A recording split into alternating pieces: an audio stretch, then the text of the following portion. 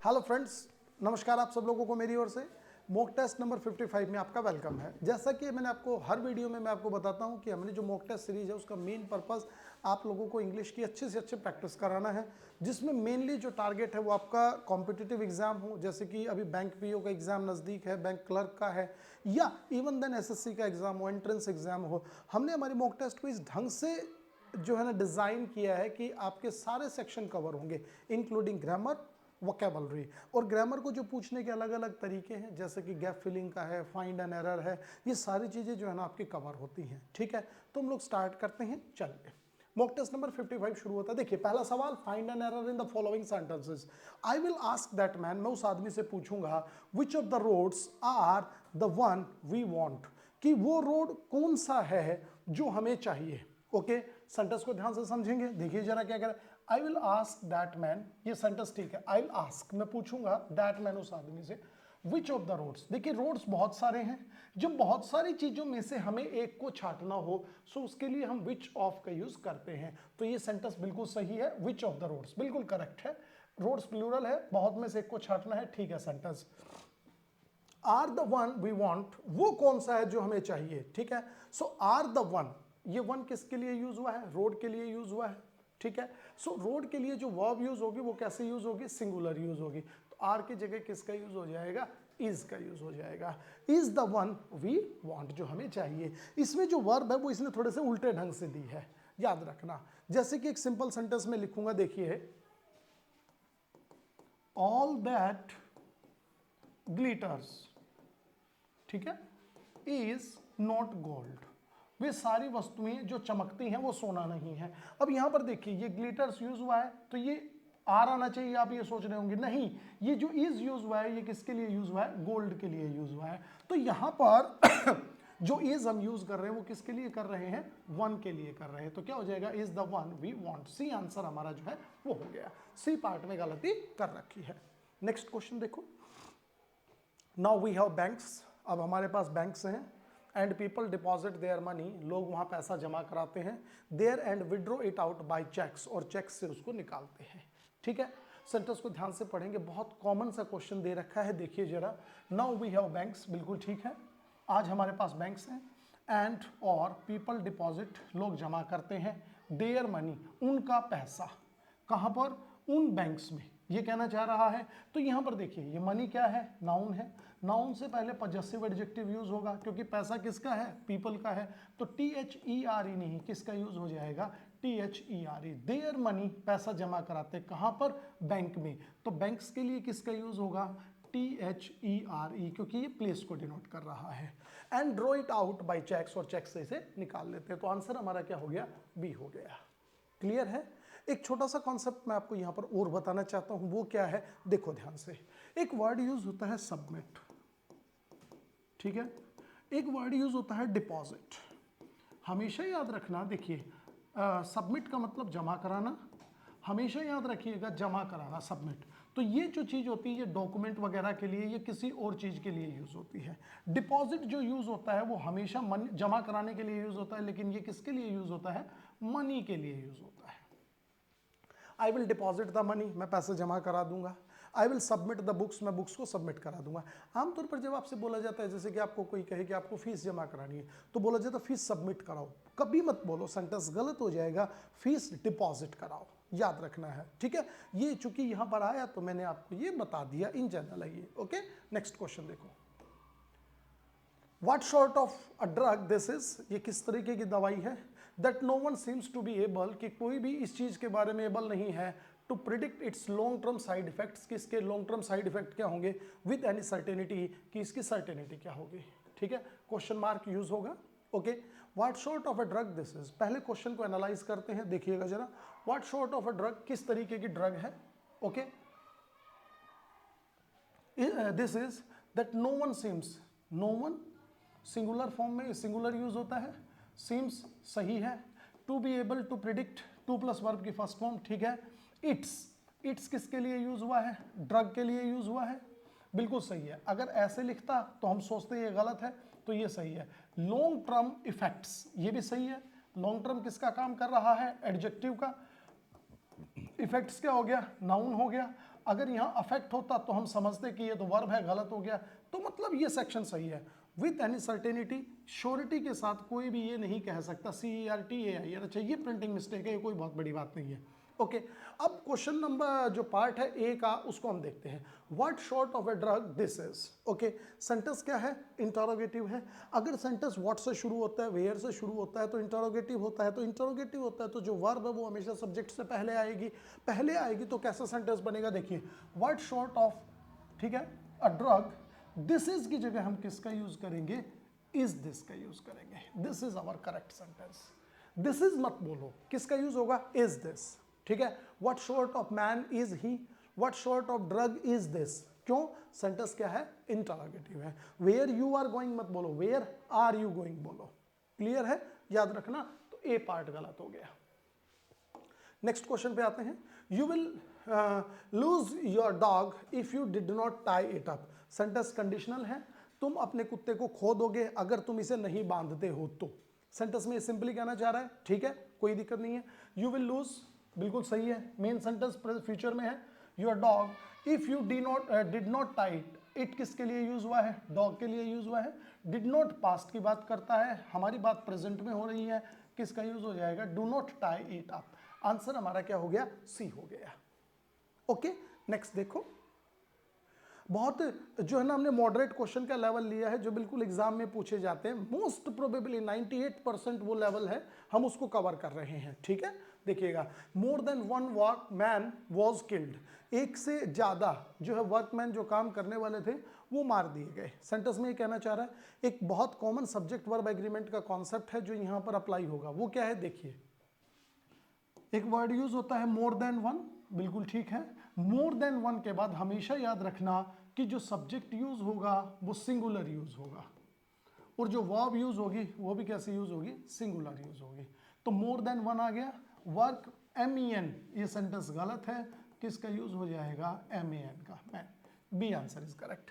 Was singular है, killed, ठीक है, समझ में आ गया। More than one workman was a killed. Next देखो, the parties disagreed, parties disagree हो गई on the two first clauses in the agreement, जो एग्रीमेंट में पहले दो क्लोज लिखे हुए थे उनको लेकर, ठीक है। द पार्टीज डिसएग्रीड, बिल्कुल ठीक है। ऑन द टू फर्स्ट नहीं, सेंटेंस गलत है, ठीक है। किस चीज पर, ऑन द टू फर्स्ट कभी नहीं होता है, बोला जाएगा on the first two clauses, this one is correct. Two first कोई इंग्लिश में वर्ड ही नहीं है, थ्री फर्स्ट नहीं, first three, first two, this is the right expression, ठीक है। तो क्या बोला जाएगा, on the first two clauses in the agreement. Okay, answer B is correct. The speaker from the Fifth Avenue, बिल्कुल ठीक है, जो स्पीकर है फिफ्थ एवेन्यू से। Who was a rich, okay, bankers wife, जो कि एक धनी जो बैंकर है उसकी पत्नी है। वॉज सिंपल एंड कंपैशनेट, ठीक है, जो कि बहुत ही सिंपल है और क्या है, कंपैशनेट है। ओके, तो देखो जरा क्या कह रहा है, the speaker from the Fifth Avenue, जो फिफ्थ एवेन्यू का स्पीकर है। देखिए, फिफ्थ एवेन्यू एक ऑर्डिनल को डिनोट कर रहा है, द का यूज हो जाएगा, सही है। Who was a rich bankers wife, जो कि एक धनी बैंकर की पत्नी है, ठीक है।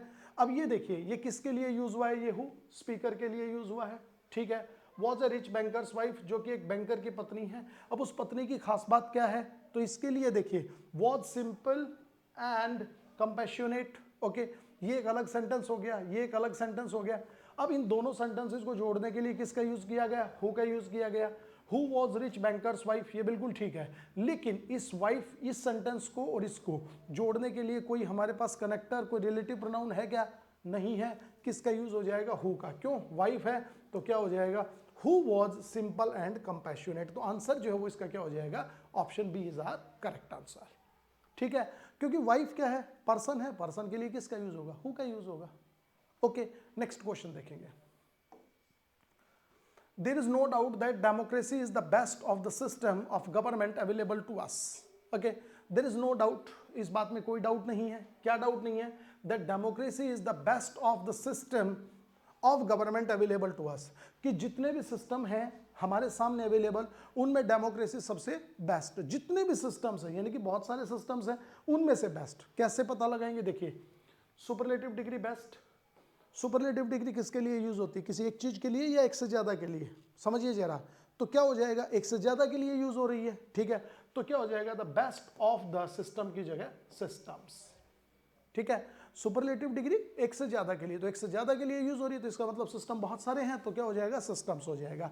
दूसरी बात कैसे करेंगे क्वेश्चन को, देखो ऑफ का यूज हो गया। ऑफ इन जनरल अगर हम ऑफ का यूज करते हैं बहुत सारी चीजों में से को छांटने के लिए, तो यहां पर हमें प्लूरल का यूज करना ही पड़ेगा, साथ में दा का यूज भी होता है, तो आंसर भी हो गया।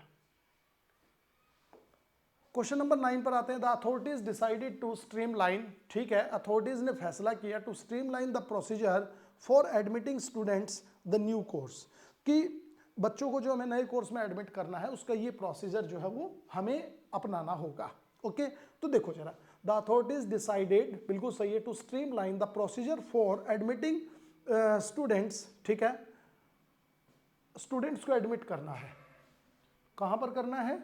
नए कोर्स में एडमिट करना है, प्रपोजिशन तो लगानी पड़ेगी, admitted to the new course, ठीक है, students to the new course, C answer is correct. तो admitting students to the new course, answer जो है C is correct. Okay, next देखो,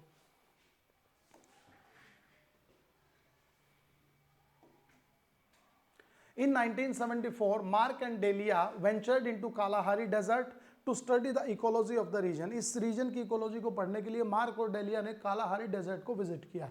कालाहारी एक डेजर्ट का नाम है, किसी भी डेजर्ट का नाम, किसी कैनाल का नाम, किसी रिवर का नाम, किसी फॉरेस्ट का नाम, इन सब के साथ हम किसका यूज करते हैं? दा का यूज करते हैं, तो क्या हो जाएगा? The Kalahari desert, B answer, option is correct. Okay, next देखते हैं। अब आता है हमारा वोकैब का सेक्शन। जैसे कि आप देखेंगे कि ग्रामर के 10 क्वेश्चन हमने किए, अब हम वोकैब पर पढ़ेंगे, सिनोनिम्स, एंटोनिम्स, वन वर्ड, ये सब हम कवर करेंगे। ओके, तो देखेंगे एक वर्ड यूज किया गया फ्रगल। फ्रगल का मतलब होता है, बहुत ही अच्छा वर्ड है, जिसका मतलब होता है कंजूस, ठीक है, जिसके लिए अच्छा एक वर्ड आप यूज कर सकते हैं माइजरली, बिल्कुल ठीक है, माइजरली एग्जैक्ट है। इकोनॉमिकल बिल्कुल सही है, माइजरली भी लिख दिया हमने। ग्रीडी थोड़ा सा अलग वर्ड हो गया, ग्रीडी का मतलब होता है लालची, लालची और कंजूस में थोड़ा सा फर्क है, ठीक है, कोई नहीं, हमें इसका एंटोनिम बताना है, तो इसका क्या हो जाएगा? एक्स्ट्रावेजेंस, ठीक है। दूसरा अच्छा वर्ड यूज कर सकते हैं बिनीवोलेंट। बिनीवोलेंट, बिनीवोलेंट का मतलब वो पर्सन होता है जो पैसे ज्यादा खर्च करता हो, उदार दिल का हो, दैट इज कॉल्ड बेनीवोलेंट, ठीक है। एक अच्छा वर्ड और भी हो सकता है पाइटिस्ट, जो दानी स्वभाव का आदमी हो, ठीक है। चैरिटी भी इससे रिलेटेड वर्ड है, फ्रगल से चैरिटेबल हो जाएगा। ओके, तो फ्रगल का जो आंसर है वो क्या हो गया हमारा? एंटोनिम बी एक्स्ट्रावेजेंट, जिसका एक सिनोनिम हो गया बेनीवोलेंट। एमिनेंट, एमिनेंट का मतलब होता है फेमस, प्रसिद्ध। प्रसिद्ध होने का मतलब क्या होता है? जो आदमी अच्छे कामों के लिए जाना जाता हो। इसके लिए एक अच्छा वर्ड यूज करेंगे बिग विग, बहुत अच्छा वर्ड है बिग विग।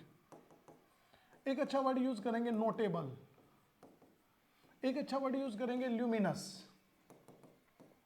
ये सारे वर्ड इसी के लिए यूज होते हैं। ओके, अब हमें क्या करना है? इलस्ट्रियस, ये मिसस्पेल्ड वर्ड है, छोड़ दो अब इसको। अब इसमें से देखो आंसर, इंटेलिजेंट, नोटोरियस और अननोन, ठीक है। तो एमिनेंट का मतलब प्रसिद्ध होता है, ओके, जो अच्छे कामों के लिए जाना जाए, तो इसका उल्टा क्या हो जाएगा? प्रसिद्ध का उल्टा बदनाम, एंटोनिम बताना है, तो answer is correct notorious, B answer is correct. Notorious का मतलब भी होता है जिसको बहुत सारे लोग जानते हों, दैट इज नोटोरियस, लेकिन गलत कामों के लिए, जिसको बोलते हैं कुख्यात। ओके, इंटेलिजेंट आप सभी को पता है, इसके लिए अच्छा वर्ड हम लिख सकते हैं प्रूडेंट, लिख सकते हैं, ठीक है।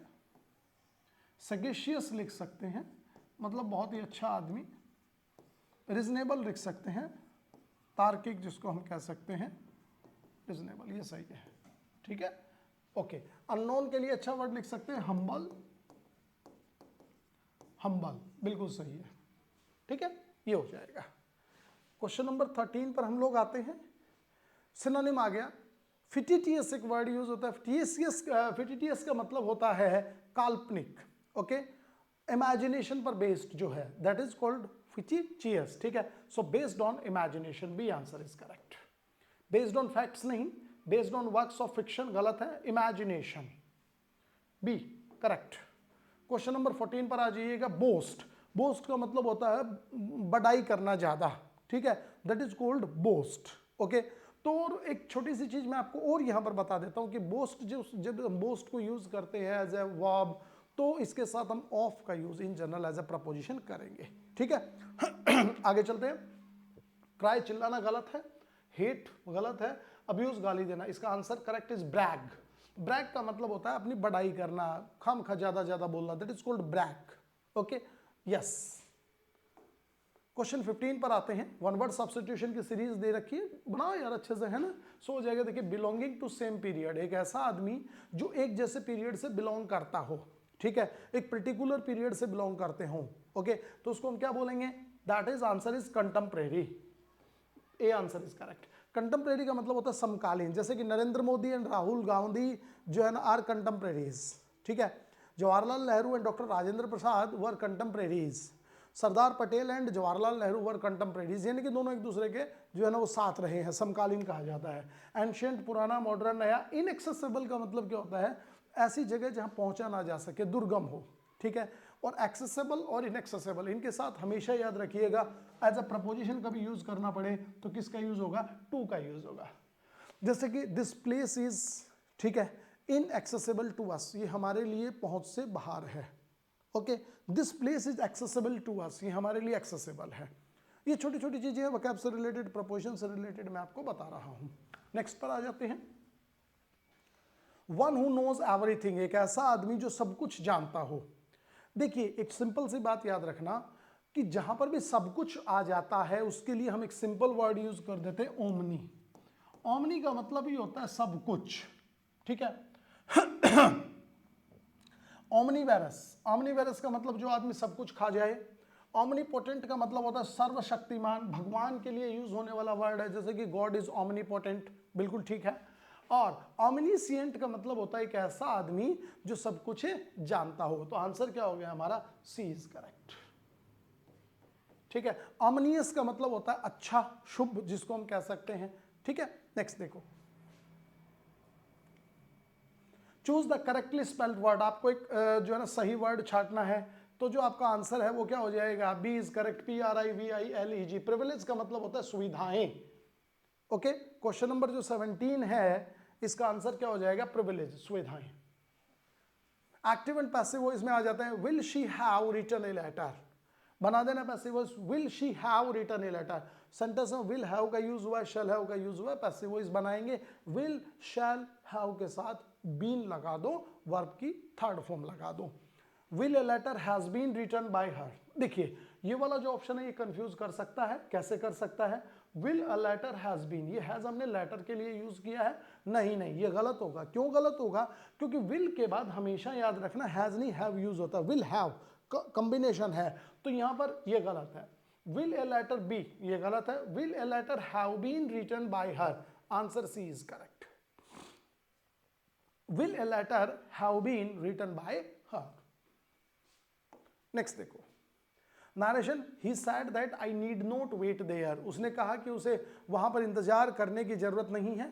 ऑलरेडी जो सेंटेंस है वो इनडायरेक्ट स्पीच का है, हमें किस में कन्वर्ट करना है, डायरेक्ट स्पीच में करना है। देख सकते हैं आप जरा क्वेश्चन नंबर 19। ठीक है, ही सैड दैट, तो देखिए ही सैड बिल्कुल ठीक है, ये लीजिए ये लीजिए, दैट की जगह इन्वर्टेड कॉमास, ये भी सही है। अब ये देखिए आई नीड नोट, ये आई किसके लिए यूज हुआ है, आप कह सकते हैं ही के लिए यूज हुआ है, या इसको ही मानेंगे तो यहां पर कहीं ही ऑप्शन है, नहीं है। इसका मतलब किसको कहा जा रहा है, ही सैड दैट, तो उसने मुझसे कहा, इनडायरेक्टली हो गया ना, तो क्या हो जाएगा, he said, okay, you need not wait here, तुम्हें यहां इंतजार करने की जरूरत नहीं है। देयर को किस में चेंज करेंगे, हियर में चेंज करेंगे, तो ये रहा, ये रहा, this is wrong and this one is correct, answer C is correct. He said you need not wait here, इसको चेंज करेंगे तो क्या हो जाएगा, I need not wait there। ठीक है, नेक्स्ट देखो, choose the correctly spelled word, आपको सही से वर्ड छाटना है जिसकी स्पेलिंग सही हो, तो जो correct spelling is sensation, C answer is correct. Sensation, sensation का मतलब क्या होता है, किसी चीज के प्रति फीलिंग होना, that is called sensation.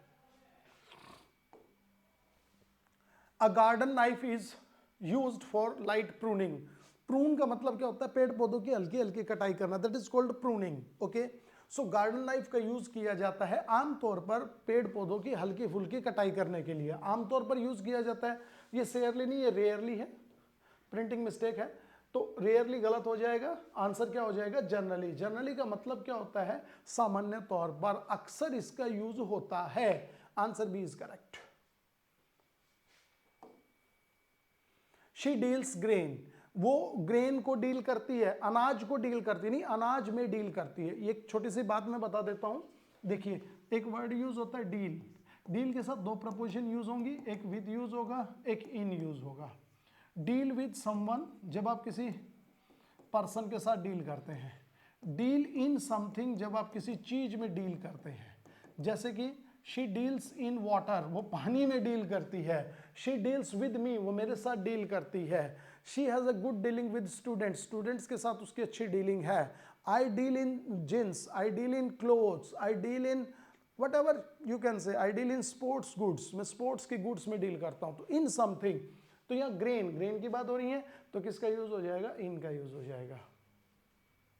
Next देखो gap filling, I will take now as I have another appointment, ये प्रिंटिंग मिस्टेक है। A P P O I I N T M E N T, someone somewhere else, मुझे अब जाना होगा क्योंकि मेरी दूसरी जगह अपॉइंटमेंट है। तो क्या हो जाएगा, I will take leave from work, sentence गलत है, डिपार्चर नहीं, I will take departure, sentence गलत है, I will take my leave, A answer is correct. अब मैं यहां से जाना चाहूंगा प्लीज, क्यों, क्योंकि मेरी दूसरी अपॉइंटमेंट है। I will take my leave.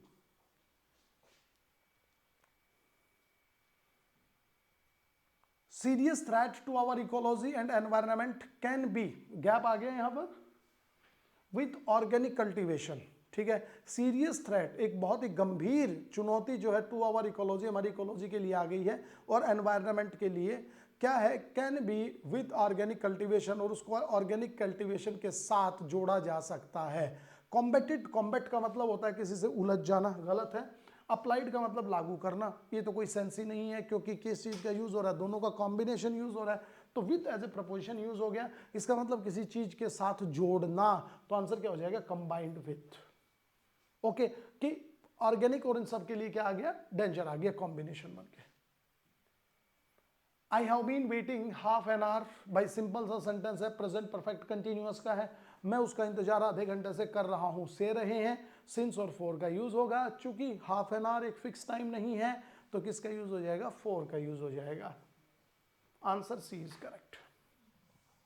ये हमने 25 क्वेश्चंस एज यूजुअल आपको कराए, मुझे उम्मीद है आपको बहुत अच्छा लगा होगा। So please share and subscribe. Thank you watching me.